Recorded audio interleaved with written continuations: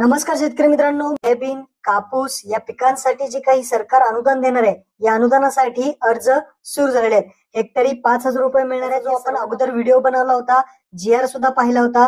आता या व्हिडिओमध्ये जो काही फॉर्म भरून द्यायचा आहे, तो फॉर्म कुठे भरून द्यायचा, काय काय माहिती भरायची जाणून घेऊया. मित्रांनो, तुम्ही पाहू शकता 8 ऑगस्ट 2024 रोजी महाराष्ट्र शासनाने हे परिपत्रक काढलेलं आहे. विषय पहा, सन 2023च्या खरीप हंगामातील कापूस व सोयाबीन उत्पादक शेतकऱ्यांना अर्थसहाय्य काय माहिती दिली ते पाहू शकता.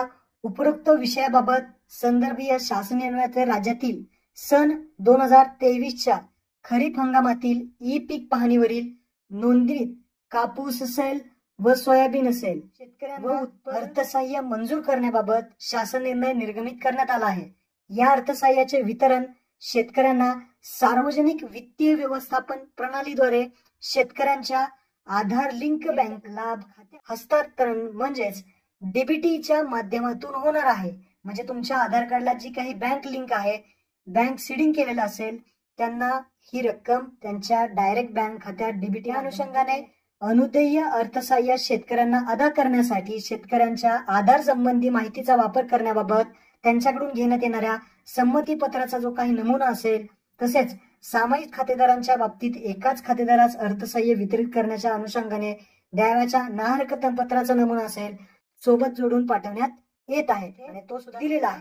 म्हणजेच जे काही शेतकऱ्यांना संमती द्यायची, आपल्या आधारशी संबंधित माहितीचा वापर करण्याची एक संमती पत्र द्यायचं आहे.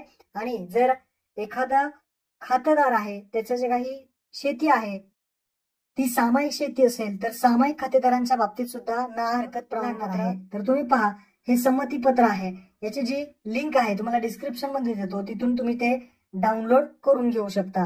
तर काय सांगितलंय संमती पत्रामध्ये, सन 2023-24च्या खरीप हंगामातील ई पीक पाहणी पोर्टलवर नोंदणीत कापूस व सोयाबीन उत्पादक शेतकऱ्यांना अर्थसहाय्य व कृषी विभागाच्या अनुदान असेल सुविधा उपलब्ध करून देण्याकरिता मी खाली सही करणार आहे. या संमती पत्राद्वारे माझा आधार क्रमांकाचा वापर करून त्याद्वारे बायोमेट्रिक असेल किंवा तत्सम प्रणालीत प्राप्त वैधतेसह मला मिळवायच्या लाभासाठी आधार अधिनियम 2016 नुसार संमती देत आहे. माझ्या आधार संबंधी पटवण्यासाठी करण्यात येणार असून ही माहिती इतर कोणत्याही अन्य कारणासाठी वापरली जाणार नाही, असं शेतकऱ्यांनी हे संमती पत्र सर्वांनी द्यायचं आहे.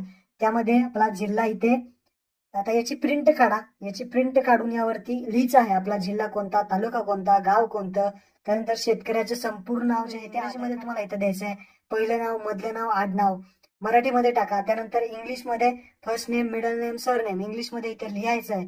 आधार क्रमांक इंग्रजीमध्ये टाकायचा आहे इथे पेनाने व्यवस्थितरित्या. शेतकऱ्याचा जो काही मोबाईल नंबर आहे तो इथे टाकायचा आहे. तारीख टाकायची आहे. अर्जदाराची जी काही शेतकऱ्याची सही असेल आणि येणार आहे. तसेच संबंधित जो काही हे संमती पत्र आहे ते जो काही तुमच्या तालुक्याचा, गावाचा कृषी सहाय्यक असेल, त्या कृषी सहाय्यकाकडे हे संमती पत्र तुम्हाला द्यायचं आहे. तसेच जर सामायिक खातेदार एखादा असेल तर त्यांच्यासाठी सुद्धा हा नमुना देण्यात आला आहे. जर नाहरकत प्रमाणपत्र द्यायचं आहे, आम्ही कोणत्या जिल्हा आहे तुमचा, तालुका, गाव, खाते क्रमांक कुठला आहे, ते हिस्सेदार तुम्ही कोण कोण आहे, खातेदार कोण आहे, मराठीमध्ये, इंग्लिशमध्ये नाव, इंग्रजीमध्ये आधार नंबर, मोबाईल नंबर.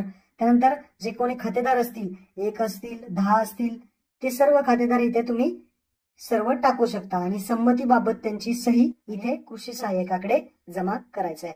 हे दिल्यानंतर जी काही अनुदानाची प्रोसेस आहे ती होणार आहे. महत्वपूर्ण हा व्हिडिओ आपल्या शेतकऱ्यांना नक्की शेअर करा. धन्यवाद. जय हिंद, जय महाराष्ट्र.